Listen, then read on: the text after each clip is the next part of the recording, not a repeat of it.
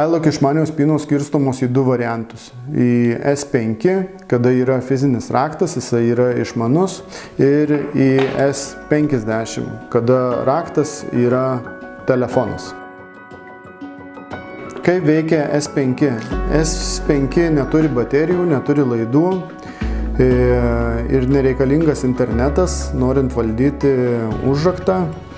Energija yra... Čia yra NFC čipas viduje įlietas ir kaip jisai yra nuskaitomas. Jisai nuskaitomas, kada raktą kišu į cilindrą, sukuriamas yra energetinis laukas ir taip nuskaitoma iLock čipas ir galiu atrakinti ir užrakinti užraktą.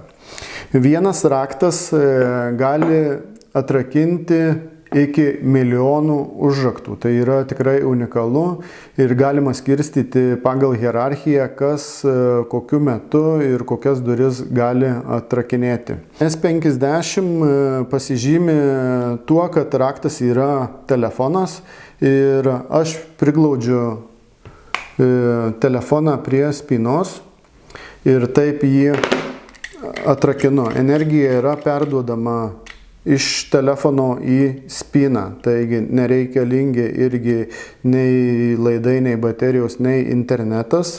Abi šitos sistemos yra unikalios tuo, kad jų pritaikomumas yra be galo milžiniškas, nuo pašto dėžutės iki, tarkim, pakabinamos spynos, ir tu gali plėsti savo ūkį nepriklausomai, kada tai viskas išsiplės, nes niekada negali žinot, kokie užraktai tau bus reikalingi ateityje ir tu naudosi vieną programą ir vieną appsą. Tai yra be galo patogu.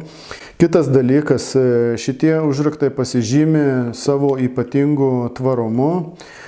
Jie yra pagaminti iš perdirbtų medžiagų, pasižymi aukščiausio saugumo lygių, gali dirbti vandenyje, tarkim, pakabinama spyna gali būti įmerkta į vandenį, po metų ją gali išsitraukti, priliesti telefoną ir atsirakinti.